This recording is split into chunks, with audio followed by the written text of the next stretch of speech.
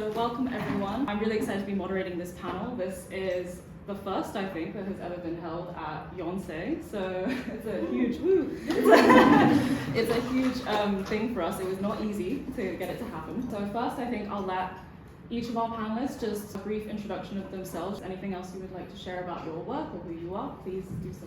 I'm Hurricane Kimchi. That's my drag name, but I also go by Heezy Yang.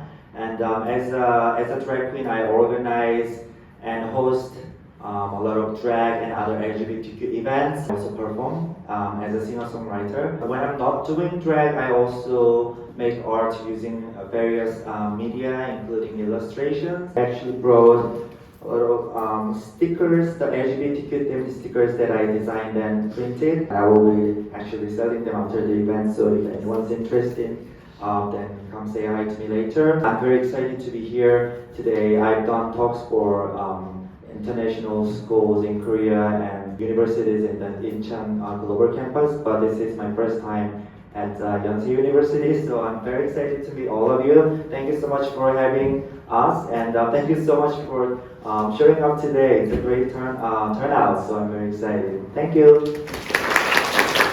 Hello everyone. My name is Jun Green, and I also go by Chigo. I'm a trans, non-binary singer-songwriter, writer, and performer artist, and I'm also an active member of Rainbow Class, working for offering education for LGBTQIA plus teenagers and adults. I have been also running a songwriting class for transgender queer people. Also a member of queer idol QIX. This is my first time in Yonsei University as well, and I'm so honored to be here. And thank you for having us. Thank you. Hi, I'm Candy. The two stars made me nervous. I'm not a performer and singer. I'm just an activist in Korea. Just an activist? It takes a lot to be an activist. I'm working in Korean Sexual Minority Protect and Rights Center, which is like over 20 years working LGBT movement in Korea. My organization focuses on aging issues right now. It means in Korea we don't know how to get old. I'm not sure you all know or not, but we cannot see like elder people, so we're trying to make people imagine how to get old as a queer. So that is my organization's aim. And it relatedly or not, our now focusing on gardening right now. So every Sunday, my organization and some people, we group some people, so we come together to go to Paju and doing gardening every weekend. So if anybody knows about knowledge about good gardening, thank you so much for having us here. I also know Yonsei University is some kind of conservative university about the LGBT issues. I could see how important and difficult to make this happen. So thank you so much. I'm hoping this is going to be more of an open discussion between our panelists. I will kind of jump in if there's like some sort of follow-up thing that I want to ask, but otherwise I think feel free to just share whatever comes to mind. I guess the first important thing to talk about is what does it mean to be queer in Korea, and how does your experience of being queer here differ perhaps from the queer experience in other countries that you've traveled or lived in? What do you think are the experiences that the queer community faces here specifically? Personally, being queer, especially being a transgender being that is going through like HRT, while not having been through like legal gender change or like gender affirmation surgery, it's been really hard for me to live life like as full me. Going to the bathroom or like applying for jobs, and even like using transportation, like taking a taxi, like I sometimes really fear too much. Like living in a country that doesn't guarantee one's very basic rights as a human being, like without anti-discrimination laws, like it's really hard. This country only allows the opposite sex marriage, right? And it doesn't feel like they validate me or us as actual like human that lives in the society. And I think it should change. Growing up in Korea, especially as a teenager, I was perceived as a cisgender male, and I have identified myself as that as well because I look like it, and it looked like that's where I fit best. But then a couple decades later, now there's more, and there's the whole spectrum and more words to define one's sexuality and sexual orientation. I feel like I'm leaning towards gender fluid more, and I didn't have all that other terms and concepts when I was growing up. But I think like in Korea things are slowly, definitely changing, and things I see positive changes, but still there's a long way to go, especially when I go abroad for shows or just to visit my friends in the US or the UK. I mean, I cannot speak for all the regions in those countries, but when I went to say London, UK or New York City, it's just gender neutral bathrooms are everywhere, not everywhere, but it's quite easy to see. So here earlier today I used to use the bathroom here, and I was deciding between the men's and women's, but then like if I'm gonna have to make someone uncomfortable, I would rather make the man uncomfortable. Women already go through a lot of uncomfortableness, so I use the men's bathroom. But I do see a lot of differences compared to when I was growing up and now, because I went to men's high school and I had to hide the fact that I'm gay, and I also had to actively pretend to be toxic masculine male person, so that I don't get bullied. But now I'm sure a lot of people are still struggling with these things, but also at the same time I see a lot of teenagers doing drag at school festivals and things like that, and their parents are very supportive. So there are this, not everyone and not everywhere, but I do see some positive changes here and there in Korea. As a cisgender woman, fortunately I'm okay with the toilet system. As a living as a queer woman in Korea, seriously, it was okay just living as a single person walking around the world, the corridors or whatever. But when I have like my partners and I have a lot of situations, and when we make practical things, it makes me difficult. Like for example, my former partner passed away 3 years ago by cancer.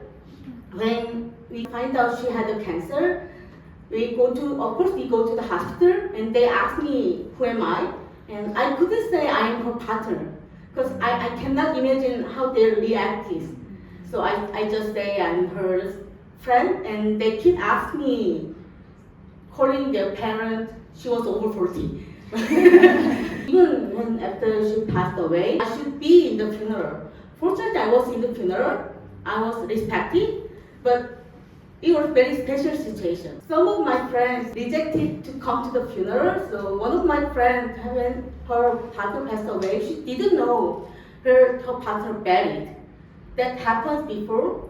So we learned. So that's what I did. So we know where my partner buried.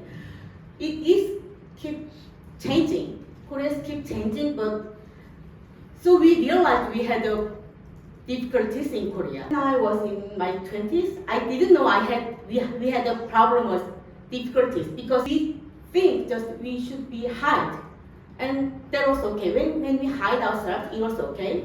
But when we show ourselves, something happens. But nowadays, but people know it will be happen. So we try to prepare. We try to tell people we should do that, we can do that, we have same right with you or your everybody. So it is keep changing, but changing shows us more difficulties right now. One of the things that I've been noticing over the past couple of years that I've been living in Korea is that for every kind of piece, like small step forward that is made for queer rights, whether it's in legislation or in healthcare or something like that, you realize at the end of the day that it's actually like, it's very small by comparison to like the thousands of rights that, you know, people who are cisgender or people who don't identify as LGBTQIA in some way. You know, one of the most recent developments was the case about the two male partners who one of them was able to be a dependent under his partner's health insurance, and the NHIS, which I think all of us have to be subscribed to, tried to appeal this ruling once they found out that the couple was gay, and luckily, I say luckily, the Supreme Court upheld that he should be allowed to be the high Seoul, I think. yes, Seoul exactly. High Court. Yeah, the Seoul High Court, that was it. That is such a small thing for them to kind of kick up such a huge fuss about legally, but for the queer community, it's a massive step. Like, I think it's one of those things where just legislation is not even necessarily, like, queer people want respect, but also legislation provides safety. Do you have like major concerns about your safety, and in what ways? Korea's safe. I can certainly say Korea's safe, but in queer community, people are physically safe, but mentally we are not safe at all. Several years ago, one of my friends said she'd been to funeral every month. More than half were suicide. So, safe, what it means to safe to us. We should think about what that means.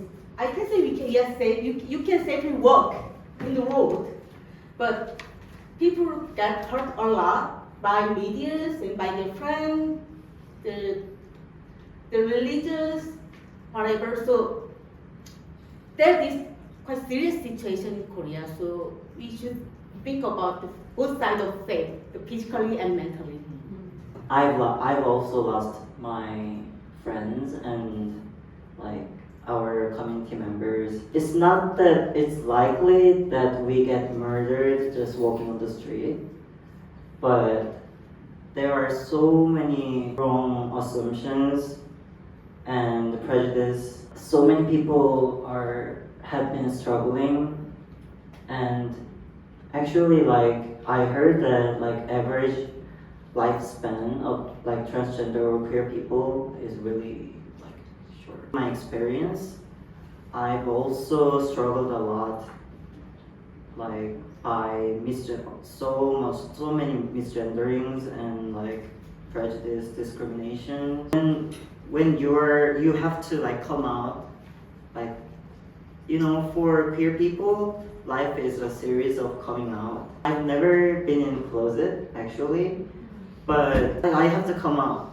anyways, because they ask questions, like really rude questions, and I have to come out, I have to explain what I am. And they ask me like, what is that? And I have to explain. And this whole like process of like continuously coming out really wears me out.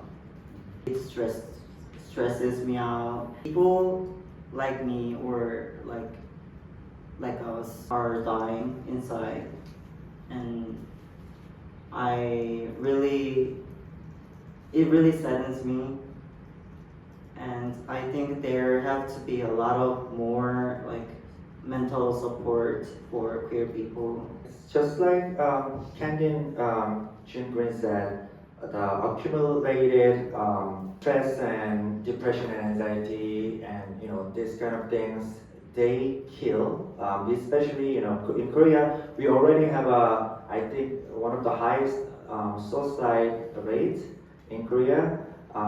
Whereas if you look at people like say in the States, people like Harvey Weinstein and Trump, they're like, sure, I did this horrible thing, so what? And they just keep on living, being a billionaire. But here, people are like, people are accused of things that they didn't even do, and then they're like, oh, I'm ashamed, and we kill ourselves. So it's already a huge problem here, but then it's just being an LGBTQ and having to face the discrimination, it just adds to that. And so like, sure, we won't be murdered on a public transportation or in the streets, but I actually made a comic about this too. If I have one LGBTQ friend or two that die by suicide in a year, then I feel I feel lucky because even though a friend or two died, because usually in other years it's gonna be 4 or 5. So that this is wrong that I am getting numb with this kind of death. And a death is that even though they are not physically murdered in the streets, but if they, because of the societal pressure and the environment, they couldn't bear to live in this world anymore. They had to kill themselves, and if I lose my friend, then it's a loss. At the end of the day, it's the same. So we have to work on a lot of things related to that, I think. It's a great point about how I think mental health is one of the greater dangers that queer people in Korea face, and I think part of that as well, there's a sense of the internalized queerphobia that you experience as a queer person growing up. I definitely felt that when I went to an all-girls school, so there was naturally a lot of questioning of identity, and no one really felt able to come out until after that point. I was very grateful because when I went to university, I was in a very, very kind of open and liberal space, and then I was able to explore my identity safely in that way. I think one of the other issues in Korea, which we've been doing throughout this panel as well, is that we sort of have to describe the queer experience in an almost monolithic way, just because there's not even the ability to make huge ground in press or media. If you go very specific into the experience, it's this idea that you alienate people or you isolate people already by being queer in some way. I wanted to talk about how in Korea the language used around the LGBTQIA community, a lot of it is taken from English, so Anglicisms that are put into Korean. Do you think that the way that gender exists in Korean language and Korean culture sort of creates these difficulties for young Koreans who may be queer, who want to describe their identity or who want to come out? Do you feel like you have that problem, or do you think they're still experiencing that problem? Because I work for youth, LGBTQIA plus youth people, I also find it really amazing that they already got to identify who they are, because it was not my case. I was not aware of who I am when I was a teenager because we lack education at school. But these days, because we have more words that are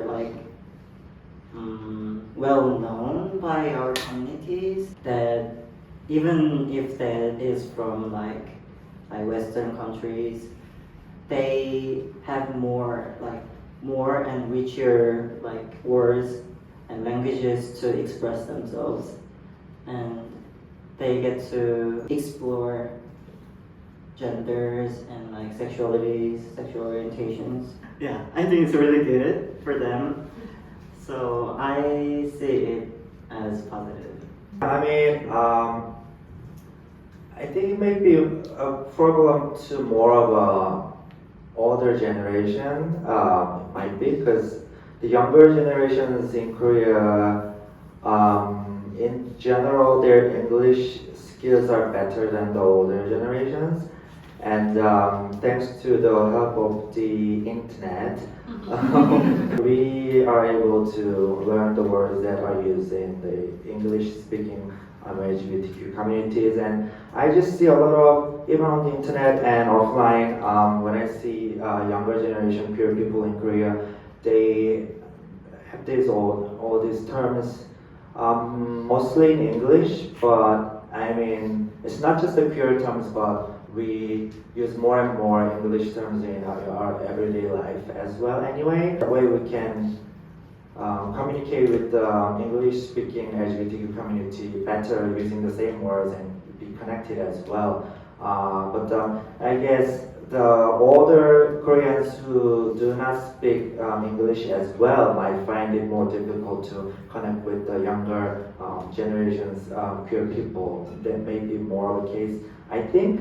And a lot of these terms, asexuals and pansexuals, we do have Korean words too, but I think the younger generations, prefer to use English terms, like instead of 남성애자, we say pansexual more, I think, and 무성애자, asexual. I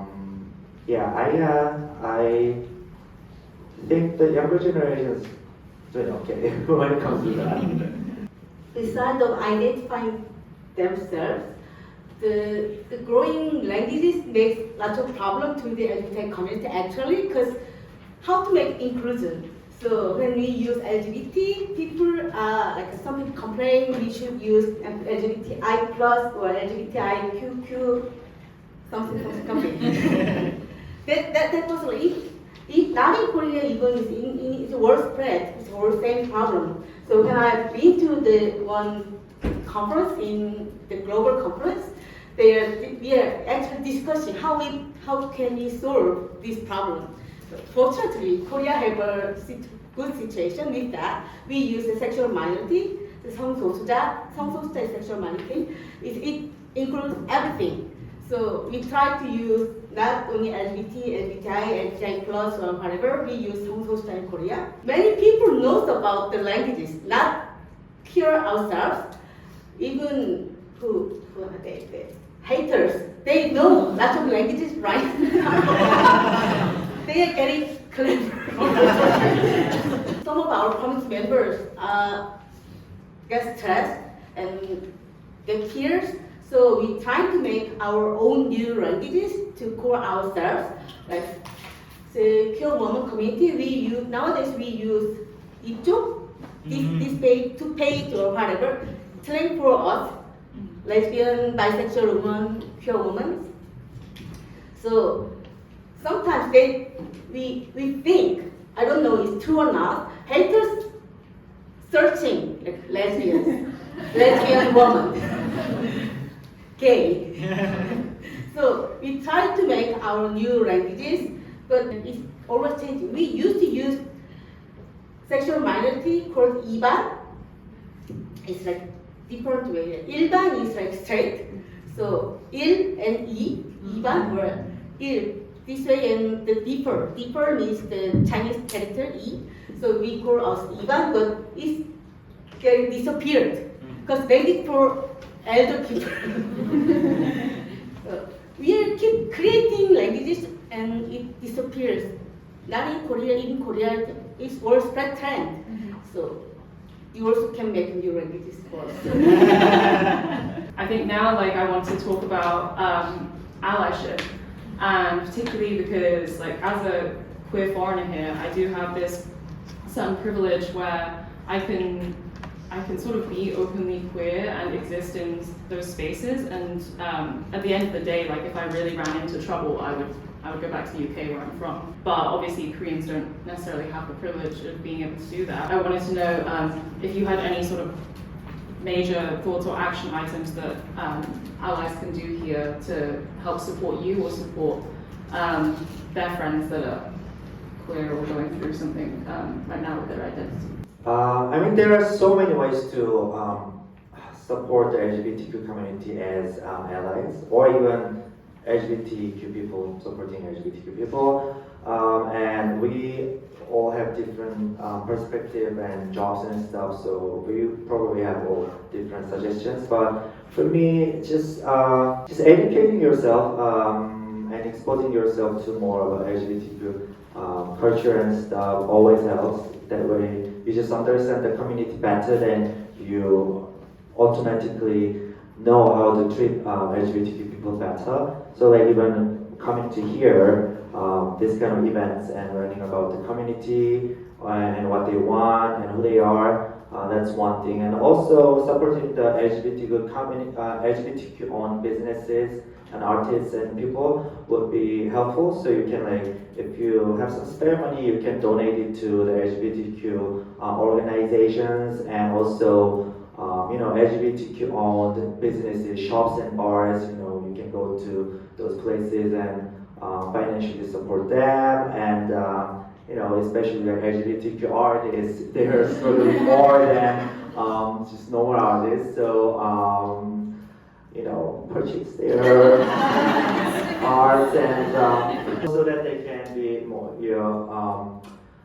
sustainable, the LGBTQ artists and businesses, so they can keep creating art that LGBTQ people can relate to, and also as long as your safety is not threatened, I would say the allyship is not something like, oh, I'm okay with LGBTQ people existing around me.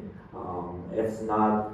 That is not it, but it's more like if you're a business owner, if you're gonna put a rainbow flag outside of your business, then it doesn't mean that you are just ready to take LGBTQ people's money, but also you are going to do everything in your power to make sure that your LGBTQ customers will be safe in your business.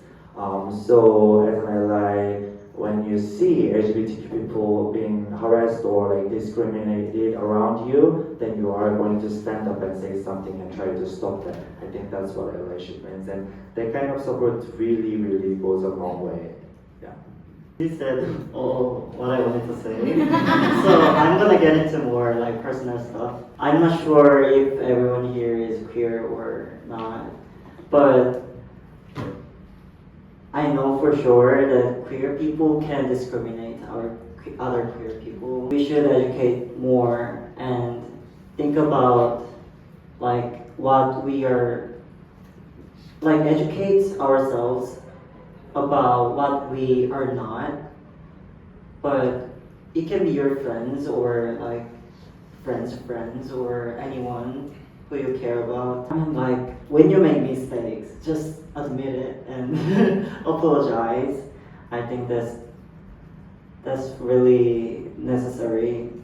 And to say I support you, I'm always here with you, is really important, because my sister really struggled for 3 years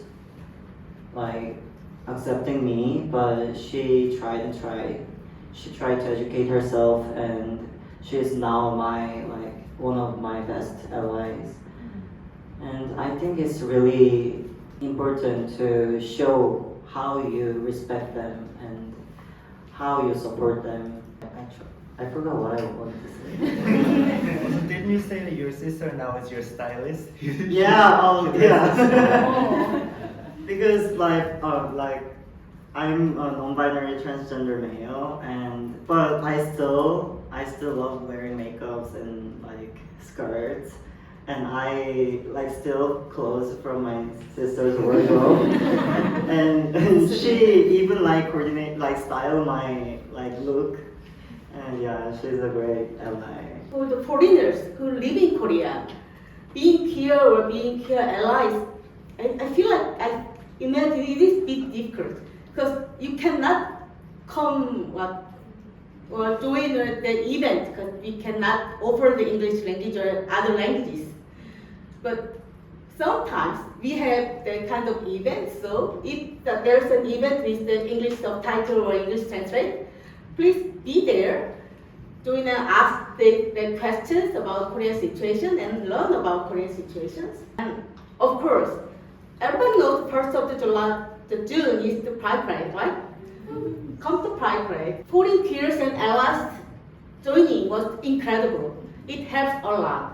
It makes people more empowerment. They gave people more empowerment. So join the Pride Parade and see the people and join the people together. That is the best way to be an ally as a foreigner in Korea. Just to add to what Candy just said, Seoul Pride actually is called in Korea Seoul Queer Culture Festival. So if you want to look up some more information about the event, look up Seoul Queer Culture Festival. Yeah, so as an artist and activist myself, it would be great if you can join a lot of there are so many like performances, events, and you just joining there or like donating money would be a really great like support and help. When I have a lecture to the straight allies, I keep saying them, you don't need to be a fighter. You cannot be an activist. Everybody don't need to be an activist or fighter. Just when people say something bad, say just, no, I don't look like that. That is enough. People make time to think about it. Don't get stressed if you don't win. It is really difficult to win against them. Just say no or I'm thinking differently. So that is enough. Just however you can do however you can. Don't get stressed. I want to wrap up now and then we'll open the floor for some questions. Despite the roadblocks, you're all still here living in Korea and working in Korea. So what has encouraged you to stay here? And if you can share like some positive experiences you've had of being part of the queer community here. I would like to end this on an uplifting note. I've been abroad. I've been the English study in other countries in 20 years ago when I was in early 20s. I wanted to stay there because it makes me free. I came back and it was very difficult to go out again. And I joined the community and started working in the organization. The most positive thing is that people.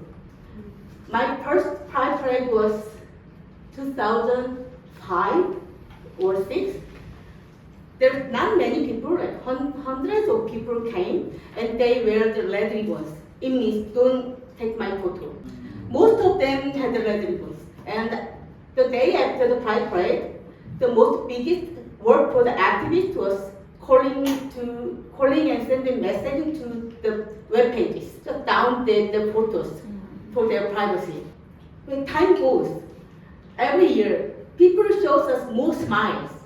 Nowadays, nobody's wearing red ribbons. When cameras goes to them, they look at them and smile and shake their hands.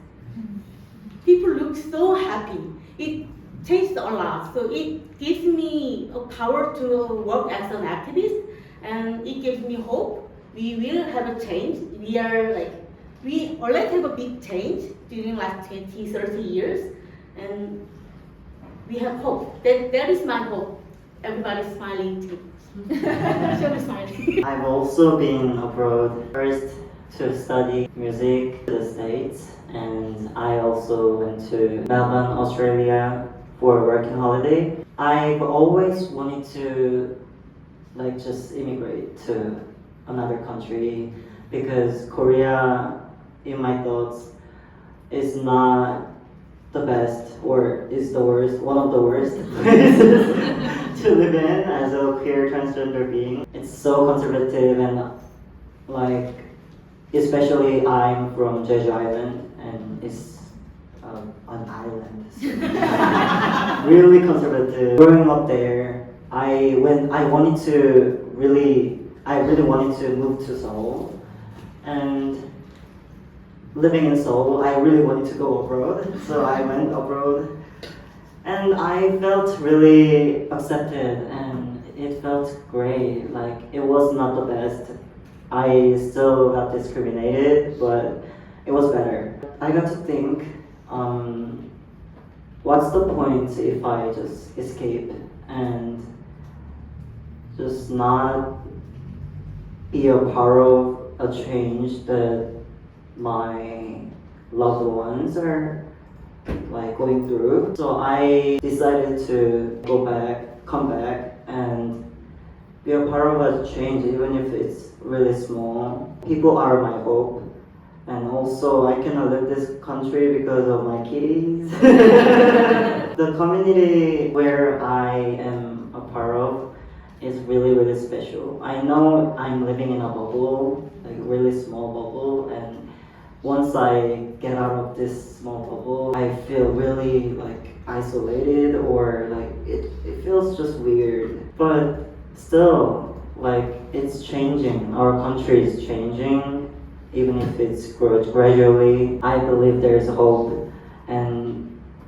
Like as long as people like us, people who are fighting and struggling to like gain our rights and like trying to make this world better and safer to live in, I am sure it's gonna change eventually. Well, I have never lived abroad, but I have traveled in the last few years. I was fortunate enough to like even do shows with some drag artists from RuPaul's Drag Race US and UK as well. And that said, if I move to these more LGBTQ advanced Western countries, too many talented thousands of queer artists. It's so competitive, I will not survive. So I don't want to go there. A lot of work's been already done there, but like here, I see how much change has happened in the past few years and a decade or two. So like it's more rewarding. Sure, if I live in New York City or London, I would be more comfortable. But here I see the little things I do, the art I make, and the performances and rallies I do, and how they affect the community and how it actually make changes, big or small, in the community and the society here. It's really rewarding, and just seeing the society changing, and also like I get messages, emails, and DMs from people who say they were inspired by my work and they empower them. At the moment, it feels like it's my calling. So I intend to stick with it for a while, and it's another, I don't know, decade or two. So yeah.